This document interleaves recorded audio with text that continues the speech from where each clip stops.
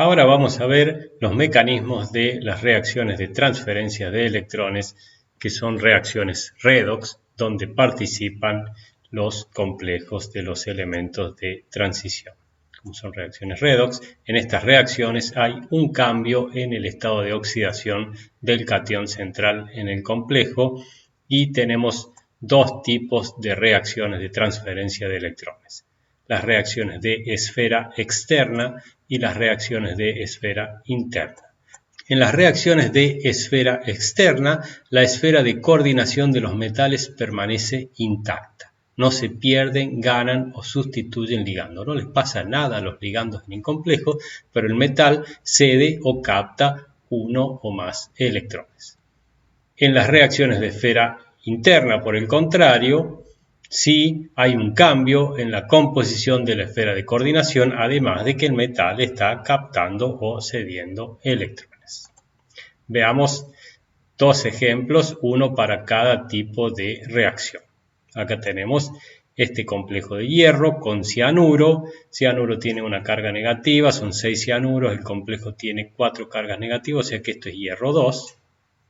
Que reacciona con este complejo de iridio con 6 cloruros, es 2 menos, o sea que es iridio 4. Tenemos hierro 2 que reacciona con iridio 4 y genera como producto este complejo de hierro, acá es hierro 3, y este complejo de iridio que sería iridio 3. Entonces, hierro 2 se está oxidando a hierro 3, el hierro 2 le está cediendo un electrón al iridio 4 que se transforma en iridio 3. Es una reacción típica de transferencia de electrones y vemos que la esfera de coordinación del hierro no varió en la reacción, la esfera de coordinación del iridio tampoco cambió en la reacción, es una reacción típica de esfera externa.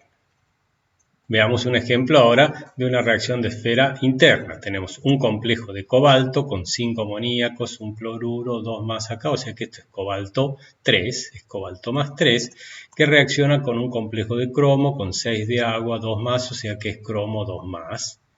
El producto de la reacción es cobalto con agua, 2 más, o sea que el cobalto 3 pasa a cobalto 2, el cobalto 3 se reduce acá y tenemos como producto cromo más 3. El cromo más 2 pasa a cromo más 3. Entonces cromo más 2 se oxida a cromo más 3 y le está transfiriendo ese electrón al cobalto 3 que pasa a cobalto 2. Además de que ocurre entonces la transferencia de electrones entre el cobalto y el cromo, miremos las esferas de coordinación y vamos a ver que están cambiadas. Acá el cobalto 3 tenía 5 amoníacos y un cloruro y el cobalto terminó con 6 de agua. Y el cromo que tenía 6 de agua terminó acá con 5 de aguas y un cloruro. Esto es un ejemplo típico de una reacción de esfera interna. Empecemos a ver cómo es el mecanismo de las reacciones de transferencia de electrones de esfera externa. Esquemáticamente el mecanismo es extremadamente simple, pero es sumamente importante. En sistemas biológicos, por ejemplo, muchas enzimas que producen oxidación y reducción de ciertas sustancias actúan mediante este mecanismo. Las transferencias de electrones que hay en la cadena respiratoria, en la fotosíntesis y varios de esos sistemas biológicos ocurren prácticamente todas por este mecanismo de transferencia de electrones de esfera externa. ¿Qué es lo que pasa? Es bien simple. Supónganse que tenemos el complejo de hierro 2 que va a reaccionar con el complejo de iridio 4, cada uno con sus ligandos. Los dos complejos, para que ocurra la transferencia de electrones, tienen que encontrarse, tienen que interactuar entre ellos, tienen que chocar y tienen que darse ciertas condiciones para que uno le transfiera los electrones al otro. En este caso, el hierro 2 le transfiere un electrón al iridio 4, el hierro 2 se transforma en hierro 3 y el iridio 4 en iridio 3. Una vez que ocurrió la transferencia de electrones, los dos complejos se separan y tenemos acá los productos de la reacción. Miren que no les pasó absolutamente nada a las esferas de coordinación del hierro y del iridio. Lo único que pasó acá es que, bueno, cambió un poco las distancias de enlaces. porque esto era hierro 2 y acá es hierro 3, y acá es iridio 4 y acá es iridio 3. Cambió un poco en ese sentido, pero no hubo sustitución ni cambio de ningún tipo de ligando en ningún caso. Acá tenemos este tipo de reacciones divididas en dos grupos principales: las reacciones de autointercambio y las reacciones cruzadas. Miremos las reacciones de autointercambio. Los metales y los ligandos son iguales. Acá ya vamos a ver que no hay reacción química neta, pero puede seguirse experimentalmente con trazadores isotópicos. Miremos esta primera reacción, por ejemplo.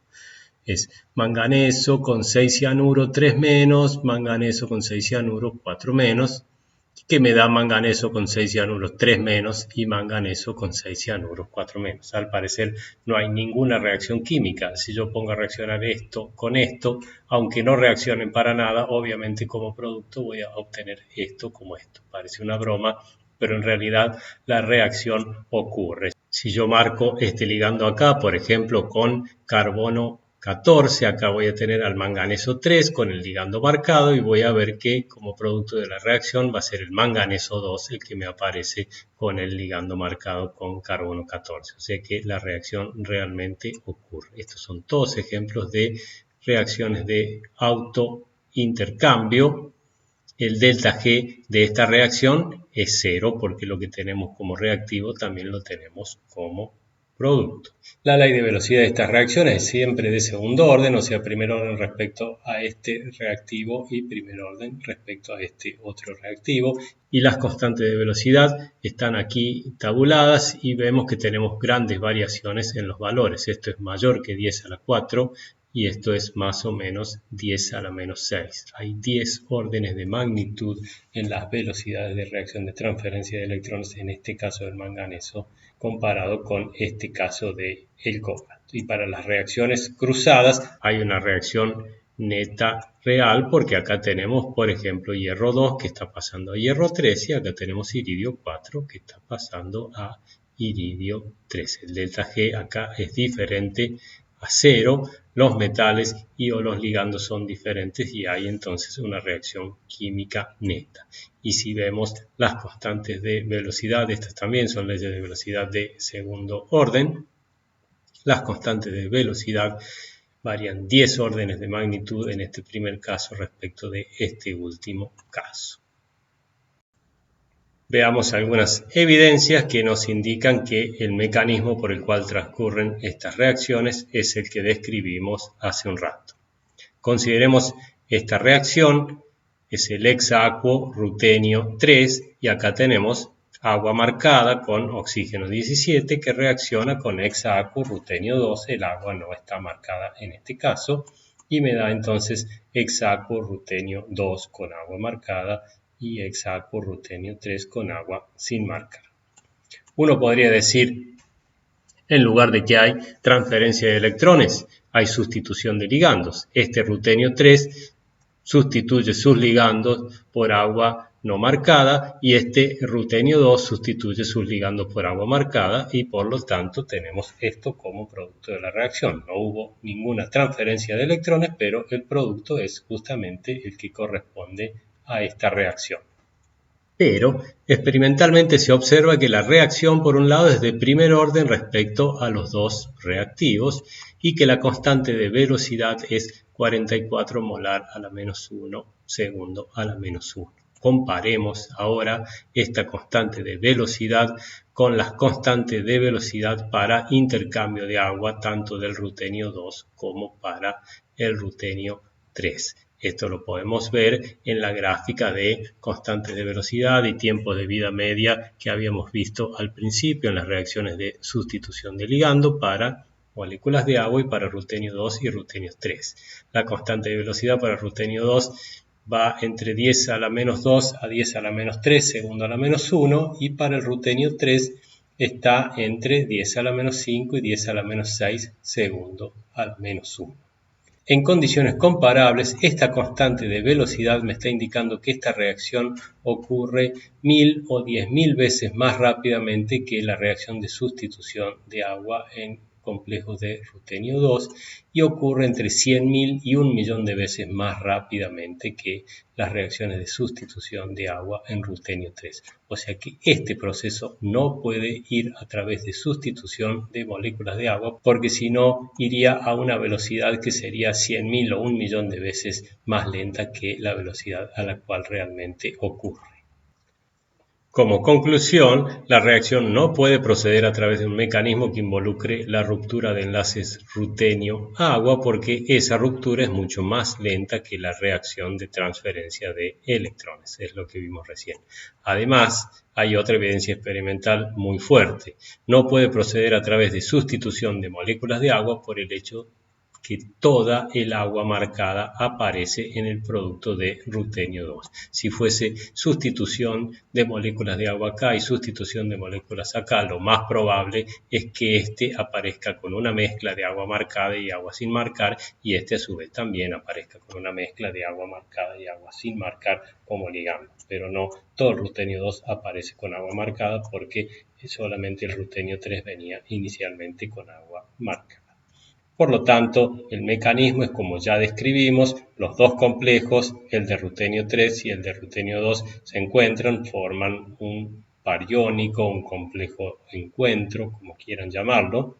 Una vez que se dan ciertas condiciones favorables, ocurre la transferencia de electrones del rutenio 2 al rutenio 3 y por lo tanto tenemos otro par iónico, pero ahora ya se han transferido el electrón y este par iónico se separa para generar los productos de la reacción.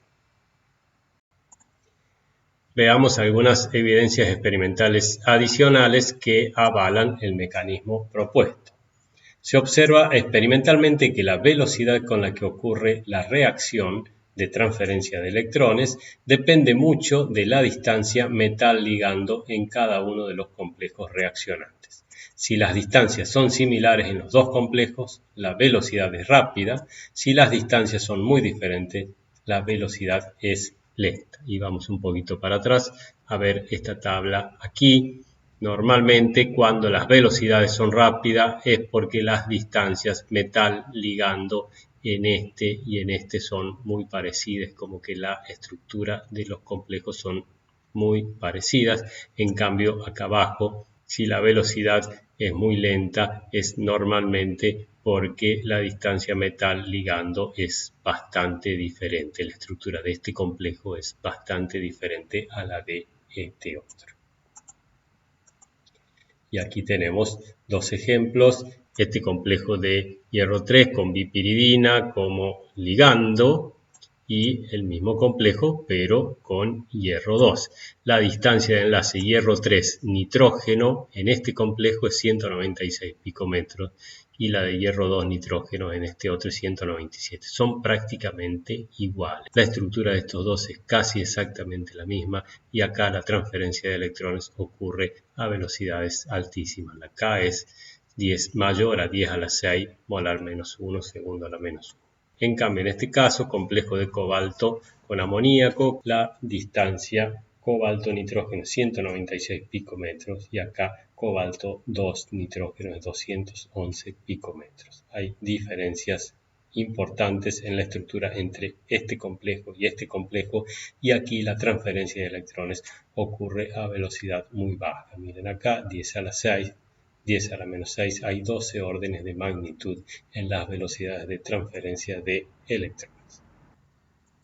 ¿Cuál es la explicación teórica a este comportamiento? Y es la teoría que desarrolló Marcus, que le valió el premio Nobel en 1992. No vamos a desarrollar la teoría, pero la idea principal es que la transferencia electrónica ocurre cuando las esferas de coordinación de las dos especies reaccionantes tienen prácticamente la misma estructura, uno podría decir las mismas distancias de enlace metal ligando. Entonces tenemos los dos reactivos, más 2 y más 3, por ejemplo, con diferentes distancias metal ligando. Cuando chocan, cuando se unen, estos dos están continuamente vibrando. Las vibraciones de los enlaces hacen que en cierto momento las distancias de enlace metal-ligando sean similares y en esa situación especial, en esa situación particular, el electrón se transfiere de un lado al otro. Las estructuras acá y acá son muy parecidas y hay transferencia de electrones que ocurre muy rápidamente. Una vez que se transfirió el electrón, estos dos se separan y se generan los productos de la reacción. Por lo tanto, si estos dos complejos que están reaccionando ya vienen con una estructura muy similar, con distancias metal-ligando muy similar en los dos casos, la reorganización que necesitan para que ocurra la transferencia electrónica es pequeña y la velocidad de la reacción es elevada. Por el contrario, si estos dos complejos vienen con una estructura muy diferente, con distancias de enlace metal-ligando diferente, van a necesitar reestructurarse mucho para que ocurra la transferencia electrónica y la velocidad de este proceso va a ser bastante más lenta. Estas situaciones se pueden ver bastante fácilmente en diagramas de energía potencial en función de coordenadas nucleares y tenemos el caso acá para el hierro 3 y el caso aquí para el hierro 2 que sería el otro reactivo. El hierro 3 con un ligando, en el caso del agua la distancia metal-ligando es más corta, por eso está más a la izquierda que en el caso del hierro 2 donde la distancia metal-ligando es más larga. Sin embargo, por las vibraciones, la distancia metal-ligando en los dos casos va variando y la energía potencial también va variando. La situación más favorable es cuando el complejo del hierro 3 alarga un poco su enlace metal-ligando y el complejo del hierro 2 lo acorta. En este punto de cruce acá es la situación donde los dos tienen la misma distancia metal-ligando y es la situación más favorable para la transferencia de electrones.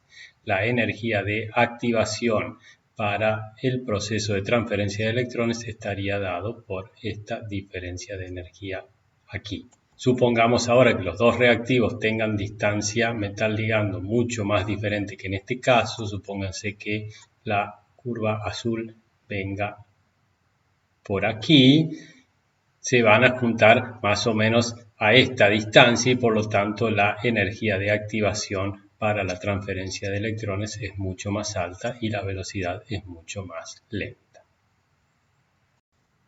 Marcus entonces con su teoría pudo explicar correctamente cómo varían las constantes de velocidad y la velocidad de transferencia de electrones en procesos de este tipo de autointercambio con hierro 3 por ejemplo y hierro 2 o con iridio 4 e iridio 3 y es más, pudo también a partir de las constantes de velocidad hierro 3, hierro 2 y la constante de velocidad iridio 3, iridio 4 pudo calcular con muy buena aproximación las constantes de velocidad entre hierro 3 e iridio 4, por ejemplo, y entre iridio 3 y hierro 2. O sea que a partir de los valores de las constantes de velocidad para dos procesos de autointercambio, pudo calcular con muy buena aproximación las constantes de velocidad para las reacciones cruzadas correspondientes. Veamos por último cómo es el mecanismo de las reacciones de transferencia de electrones de esfera interna. Acá sí vamos a ver que se modifican las esferas de coordinación en los complejos que están reaccionando. Estas involucran la formación de un complejo donde los dos cationes metálicos están unidos por un ligando que actúa como puente y que facilita la transferencia de electrones.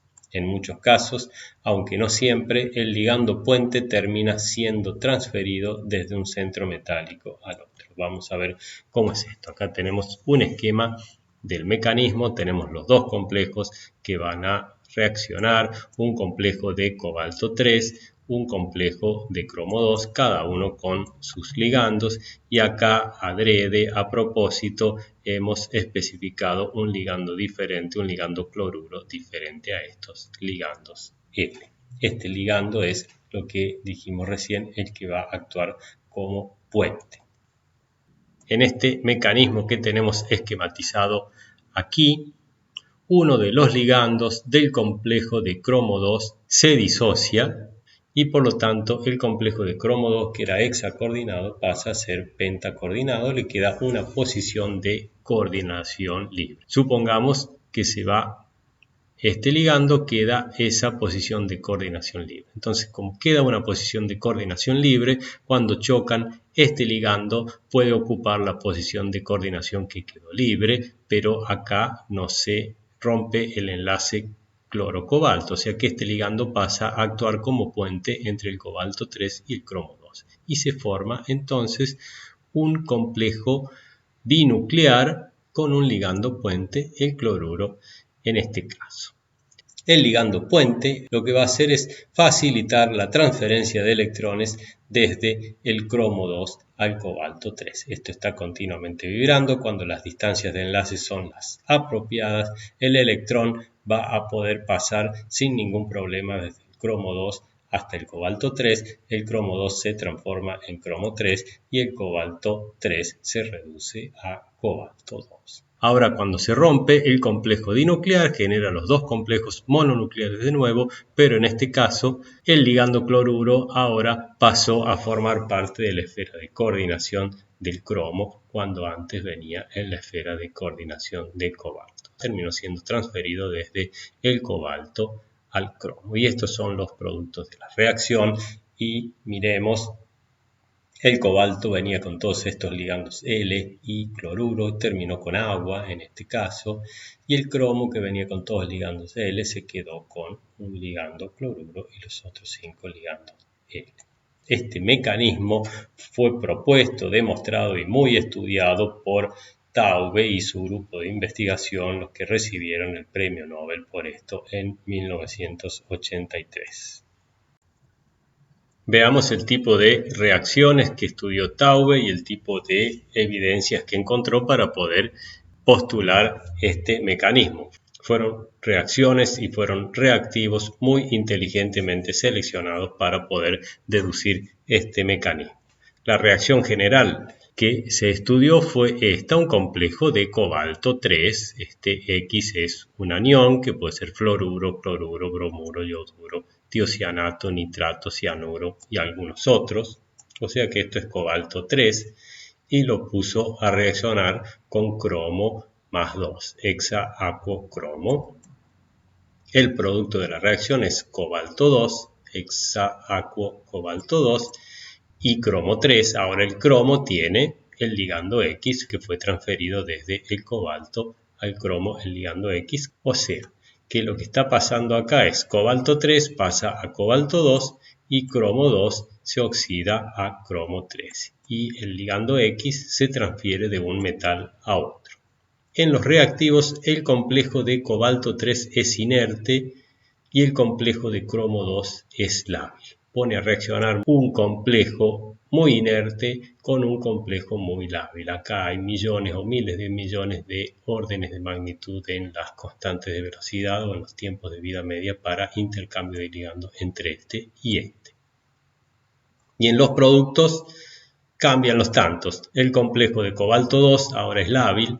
Este es bien lábil, cobalto 3 era inerte, ahora cobalto 2 es muy lábil y el complejo de cromo 3 que se forma es inerte. Era inicialmente cromo 2 muy lábil y pasa a ser 1 inerte. Entonces, ¿cómo es el mecanismo? En una primera etapa, un ligando del cromo 2 que es muy lábil se disocia y entonces el complejo de cromo 2 pasa a formar un complejo pentacoordinado con una posición libre de coordinación. En el tiempo que el cromo 2 hizo esto, al cobalto 3 no le pasó absolutamente nada porque el cobalto 3 es muy inerte.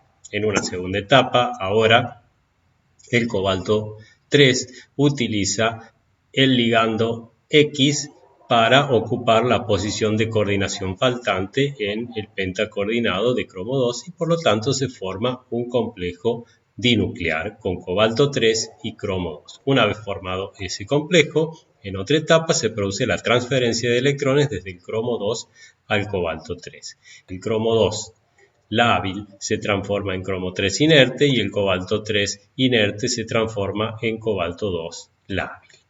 Una vez transferido el electrón se tiene que romper el enlace aquí complejo aquí para que este complejo dinuclear genere los dos complejos mononucleares que son los productos de la reacción, donde se va a romper más rápidamente o más fácilmente el enlace. Ahora, en este caso el enlace se va a romper más fácilmente acá porque el cobalto 2 es muy lábil y el cromo 3 es inerte. Acá esto no se va a romper, entonces se rompe el enlace acá, el X pasa a formar parte entonces de la esfera de coordinación del cromo 3. Y el cobalto se queda como pentacoordinado con 5 amoníacos, pero el cobalto 2, como es muy lábil, termina sustituyendo todos sus ligandos, termina formando una esfera de coordinación con 6 ligandos, y si estamos en medio acuoso, los 6 ligandos van a terminar siendo agua. Esto es lo que se escribe aquí abajo. Acá está mal, esto es cobalto 2 pentacoordinado capta agua del solvente y entonces termina como hexaacuo cobalto 2. El hecho de que el ligando X se transfiera desde el cobalto 3 al cromo 2 es una evidencia muy fuerte que nos está indicando que se está formando un ligando puente en ese complejo binuclear.